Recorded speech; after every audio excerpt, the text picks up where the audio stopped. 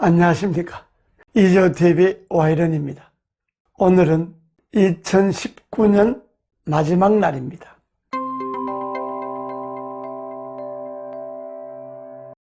2019년 가슴이 먹먹해집니다.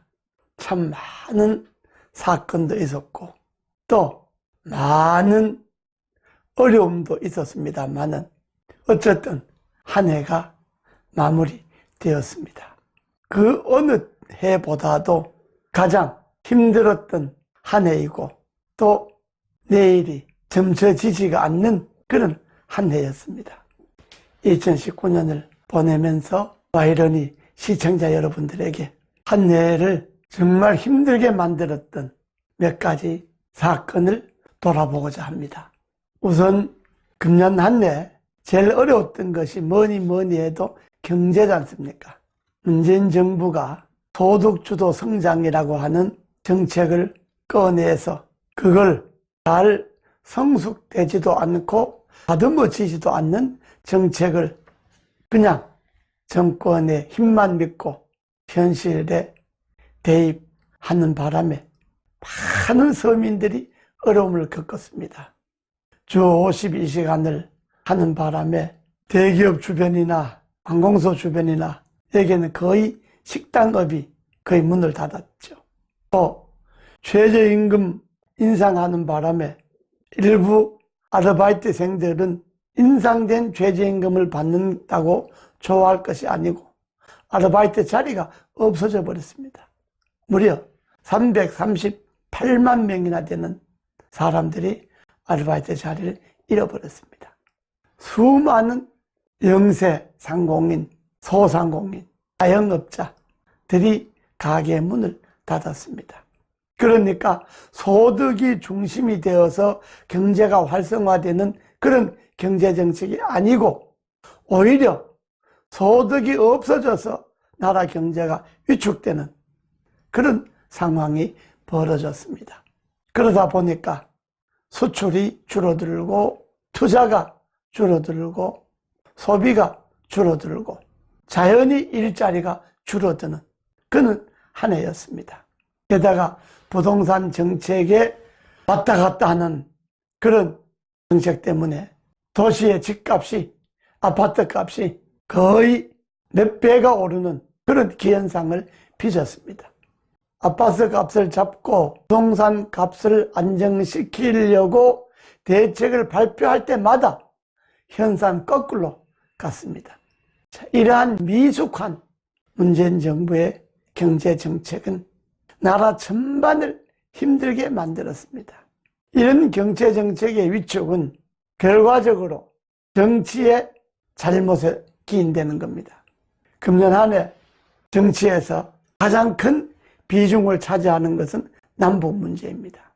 초에 판문점에서 문재인 대통령과 김 전 북한 국방위원장이 포옹하고 악수하고 백두산 같이 가고 그때만 해도 남북의 철도가 금방 연결되고 금방 휴전선이 없어지고 금방 평화가 찾아오고 그런 분위기를 만들었지 않습니까? 북한이 핵무기가 금방 없어지는 그야말로 한반도에 핵이 없는 그런 비핵화 시대가 온다고 지금 생각하면 허풍이죠. 문재인 대통령 정부의 일종의 허풍으로 봐야 안 되겠습니까? 그것이 의도된 허풍이었던 의도되지 않는 허풍이었던 결과는 오늘 현실을 말합니다. 지금 북한이 연나흘째 전체 회의를 하고 있습니다. 아마 김정은이 내일쯤 신년사를 발표하기 위해서 지금 뜸을 들이는 것 아닙니까? 결코 우리에게 좋은 그런 뉴스는 아마 아닐 겁니다. 결국은 남북 문제 때문에 국민들 마음에 바람만 피워놓고 결국은 남북 관계가 걱정거리로 불안거리로 정착되었습니다. 이거는 정부가 의도했다면 아주 나쁜 정부고 의도하지 않았다면 미숙한 정부죠. 거기에 이어서 국제관계가 미국 관계가 점점 소원해지고 일본 관계가 지소미아 파기 등 소원해지고, 그렇다고 중국하고 뭐 살뜰하게 가까워진 것도 아니지 않습니까? 언론에서는 한, 중, 북, 이 삼각과 미일, 이 양대 축이 맞붙는 형국이라고 이야기하지만은 저는 한중북으로 생각하지 않습니다. 중은 우리를 그렇게 그들의 우방이라고 생각하지 않습니다. 막다른 길에 들어서면 우리를 도우지 않고 북한을 도웁니다. 중국과 등거리 외교를 하는 것은 좋지만은 결국은 아직까지는 한반도에 정말 평화가 정착되기까지는 미국과 일본과의 관계를 중시해야죠. 그것도 2019년 마지막 날 오늘 현재로 짚어보면 불안하죠. 이러한 경제 정치 상황과 맞물려서 국회가 대한민국 역대 국회, 역대 헌정사상 중에 최악의 국회가 되었습니다. 뭐 국회가 여야가 의견이 대립하면 날치기도 있었고, 뭐 어떤 데는 회의장을 옮겨가면서까지 방마를 치는 그런 일들도 있었습니다. 그러나 국회가, 여야가 언제나 한 자락은 타협의 끈을 놓지 않았습니다. 협상의 끈을 놓지 않았습니다. 이번 국회는 완전히 여야가 협상과 타협의 끈을 놓아버리고 여야가 대결 국면으로 치달아서 결국 마지막 날 국회는 파행이 되고 여당은 단독으로 안건을 처리했습니다. 그 안건이 선거법과 공수처법, 예산안, 이 3대 날치기죠. 이건 하나하나를 뜯어보면 기가 막히는 것들입니다. 내년도 예산은 국민들에게 세금만 부과시키는 예산입니다. 현금을 뿌리는 예산입니다. 선거를 의식한 예산이라고 봐야죠. 이런 것들을 야당이 협상을 통해서 잡아내야 되는데 야당 반대만 하다가 놓쳐버렸습니다. 선거법도 그렇습니다. 처음부터 여야가 살갑게 협상을 해서 풀어나갈 생각을 해야지 덜커덕 합의해놓고 야당이 대안이라고 하는 것이 10% 줄인다, 270명 한다, 그건 대안이 안 되지 않습니까? 그걸 던져놓고 끝까지 반대하다가 놓쳐버렸죠. 공수처법도 그렇습니다. 공수처법은 그야말로 고위공직자 부패와 비리와 범죄에 관한 수사입니다.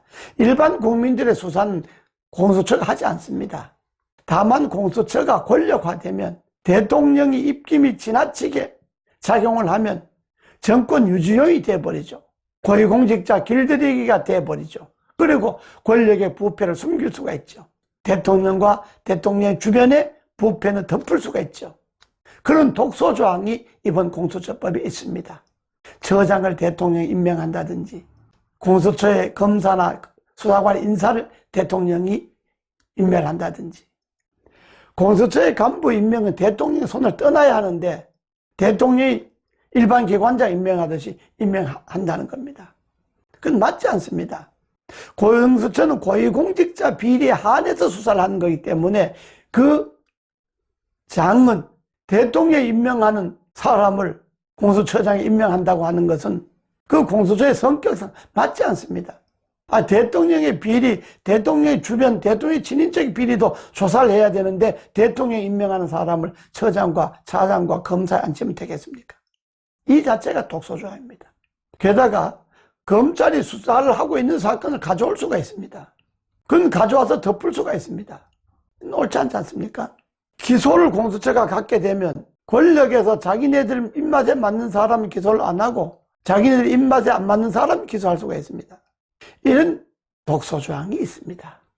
이 독소조항을 여야 협상을 통해서 제거를 하고 그야말로 이 나라의 부패 지수를 낮추고 청렴 지수를 높이기 위해서 고위공직자들이 부패를 척결하는, 여기에 이게 정치적 입김이 작용하지 않는, 권력의 입김이 작용하지 않는 그런 법으로 여야가 협상해서 여야가 합의해서 통과시켜야만이 정말 이 시대에 새로운 부패를 척결하는, 청렴 지수를 높이는 그런 제도가 될 것입니다. 그걸 협상을 안 하고 온갖 권력이 이용할 수 있는 독소조항을 그대로 둬서 통과시켰기 때문에 야당이 저렇게 난리친 것 아닙니까? 야당도 잘못이 있습니다. 독소조항만 제거하고, 독소조항을 제거한다는 것은 야당이 실리를 챙기는 거고, 공수처법을 통과시킨다고 하는 것은 여당에게 명분을 주는 거고, 이렇게 여당에는 명분을 주고 야당은 실리를 챙겨서 이 법은 합의해서 통과시켜야 했습니다. 이게 얼마나 기가 막힌 일입니까? 지금 여당 희희낙낙하고 무슨 역사적인 쾌거를 이룬 것처럼, 무슨 수사관여의 혁명이나 이룬 것처럼 저렇게 유유작작하고, 야당은 실현 가능성 없는 의원 총사 때 결의나고, 의원 총사 때 결의를 하면 의원회관의 방을 다 철수해야 됩니다. 보좌관, 비서관 다 철수해야 됩니다. 국회의원회관 문 닫아야 됩니다. 세비 다 반납해야 됩니다. 그런데 과연 야당이 그렇게 할까요? 회계주의에는 국회 본회의에 상정해서 통과해야 되는데 문희상 의장이 한국당의 의원 총사 때 결의안을 상정할까요? 비회계주의에는 의장이 처리해야 되는데 의장이 100명이나 넘는 제1야당의 의원 사퇴를 의장이 서명하겠습니까? 그러면 설사 의원들만 안 나간다 하더라도 세비는 꼬박꼬박 나가는 거죠. 그건 무슨 의미가 있습니까? 게다가 이미 임기는 몇 달 안 남지도 않았습니다. 1, 2, 3월 한 3개월, 한 100일 남았습니다. 100일짜리 의원직 사퇴입니다. 그것도 되지도 않았는 거죠. 그러니까 야당이 국민들에게 지지를 못 받는 이유가 거기 있습니다. 문재인 정부가 안 된다고 하면서도 그 대안으로 한국당을 상정하지 않는 것이 바로 한국당이 하는 태도입니다. 한국당 지도부에는 두 가지가 없습니다. 하나는 당을 이끌어갈 지도 능력이 없고 보수를 통합해낼 지도 능력이 없습니다. 두 번째는 차이력이 없습니다. 여당에 능가하는 대안 정책을 생산하는 능력이 없습니다. 결국 지도력과 정책력이 없는 겁니다. 그러니까 국민들이 문재인 정부를 싫어하면서도 한국당을 믿지 않는 이유가 여기에 있는 겁니다. 그러고 어쩌면 사람령 모여라. 지구당이 250여 개나 있으니까 한 지구당에 몇 명씩 모여라. 과문 집회를 한다. 예도 집회를 한다. 장외 집회를 한다. 마이크 대놓고 소리 지르고. 야당이 물론 싸울 때가 있습니다. 그렇게 격렬하게 싸워야 합니다. 지난날 야당도 그랬습니다. 우리가 10년 동안 야당할 때도 그렇게 싸웠습니다. 그러나 야당이 격렬한 장외투쟁은 여당을 대화의 테이블로 끌어내기 위한 겁니다. 야당의 대안을 여당이 받아들이기 하기 위한 장외투쟁입니다. 그런데 다 놓쳤지 않습니까? 예산안, 선거법, 공수처법 다 놓치고 그냥 장외투쟁만 한다면 단합해갖고 내년 총선에서 이기자. 다 져놓고 내년 총선에서만 이기자. 저런 지도력과 정책력이 없는 야당을 누가 내년 총선에 지지자들 이외에 중도층들이 여도, 야도, 진보도, 보수도 구별하지 않고 오직 나라를 제대로 이끄는 쪽에 지지하겠다고 하는 이 많은 중도층들이 마음을 사로잡겠습니까? 여야가 다 고정 지지층이 있기 때문에 중도층의 표심을 잡지 않으면 선거는 못 이깁니다. 근데 지금 중도층의 표심이 어디가 있겠습니까? 그래서 이걸 해결하는 길은 국민통합입니다. 국민통합연대를 결성하는 겁니다. 중도보수의 정당과 창당준비위원회와 시민사회단체들이 한자리에 모여서 내년 총선에 당을 가리지 않고 중도보수의 이념을 가장 실현하고 나라의 앞길을 가장 실현하게 적합한 인사들을 지역마다 배치를 하는, 그야말로 통합비대위와 통합선대위를 구성하는 것, 그것만이 여당에 이길 수 있는 대안입니다. 한 해를 마무리하면서 국민통합이 더욱 절실합니다. 그리고 진보와 보수도 이렇게 갈려서 싸울 것이 아니라, 과문에서 서초동에서 여의도에서 싸울 것이 아니라 진보와 보수도 타협을 해야 합니다. 이거는 정책적 타협. 즉 현 정권은 너무 친북 일변도의 노선을 평화 노선으로 바꿔야 합니다. 국민 모두가 공감하는 평화 노선으로 노선을 수정해야 됩니다. 친북 노선에서 평화 노선으로 노선을 수정해서 많은 보수층들도 공감을 하고 동의를 할 수 있는 그런 대북 정책으로 바꿔야 합니다. 경제 정책도 어느 정도 이 정권의 철학은 이때 현실적으로 많은 국민들이 공감할 수 있는 그런 정책으로 바꿔야 합니다. 정책 변화가 있어야 됩니다. 그래서 결국은 진보도 보수도 나라를 위해서, 대한민국의 미래를 위해서, 대한민국의 통일을 위해서 하나가 되는 그런 통합을 이뤄내야 합니다. 그것이 2020년대 과제고 2019년을 되돌아보면서 절실하게 우리 국민들에게 필요한 거다라고 생각되는 겁니다. 이제 몇 시간 후면 2019년은 역사 속으로 사라집니다. 금년에 부족하고 금년에 안 됐던 거는 이제 역사 속으로 흘러보내고, 그러나 금년에 하지 못했던 거, 부족했던 거, 국민들의 마음에 갈등을 심어줬던 거는 2020년대에 가서는 거꾸로 그것이 국민들의 희망이 줄 수 있는 걸로 다시 바꿔야 합니다.